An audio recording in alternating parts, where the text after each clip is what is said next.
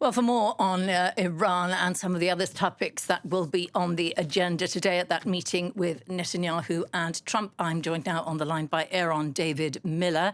He is a senior fellow at the Carnegie Endowment for International Peace in Washington, as well as a former Middle East analyst and a negotiator at the State Department in the US for both Republican and Democrat administrations. Good afternoon. Welcome to the programme, Mr. Miller. Thanks so much for giving us your time. So Netanyahu and Trump, thanks for having me. They will definitely be talking about Iran. Let's start with that. The Israelis don't trust Iran. They're worried that Trump might settle for a sort of bare bones deal with the Iranian regime. And Netanyahu clearly thinks that Iran is weak. This is the best time in ages to try to force it into a deal.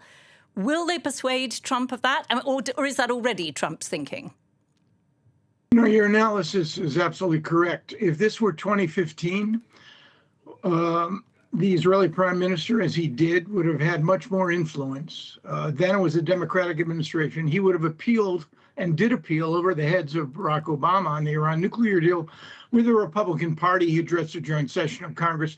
Right now, Netanyahu, frankly, has very little influence with the president. Trump owns the Republican Party, and despite some MAGA critics of his Israel policy, the party will fall in line behind what Donald Trump wants. So Netanyahu's capacity to influence Donald Trump on this issue, I think, is pretty small. I think, and I think you're right, that his saving grace will be Iran's unwillingness to accept either clearly what terms the Israelis want, and I suspect what the Americans are proposing as well. What do you think is Trump's thinking? And, you know, further back in January, when all of those demonstrators were out on the streets and Trump said, help is on the way, keep coming out, you know, how important in any deal will be the idea of toppling the regime, or is that just simply too risky? What do you think Trump's thinking is likely to be? You know, I think the president put himself in a box, unlike any of his predecessors, Republican or Democrat, in response to Iranian protests. He said things which, frankly, you could argue were morally and ethically unconscionable. He basically told the Iranians already in the streets to seize their institutions. He told them that help is on the way. He told them that we will hit you hard. You've got reports, in double digits of the number of Iranians that this repressive, murderous regime has killed in these demonstrations. I think Trump's in a box. On one hand, he does not want to end up like Barack Obama on the chemical weapons red line issue, when Obama in 2012 basically said the Assad regime's use of chemicals was a red line. But on the other, I think he's very wary of the prospects that the Iranians, now desperate and under great pressure, might strike an effort to regionalize the war, which is something he doesn't want, and the people he cares most about, the Qataris, the Saudis, the Emiratis, they don't want this either. So he's in a box now. And frankly, I would argue to you the prospects of a deal, a significant breakthrough agreement, are probably very small.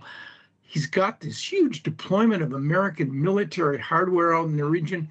I suspect that the balance is leaning in favor at some point of military strikes. And what about the position of countries like Turkey, for example, on that? He listens to Erdogan a great deal as well.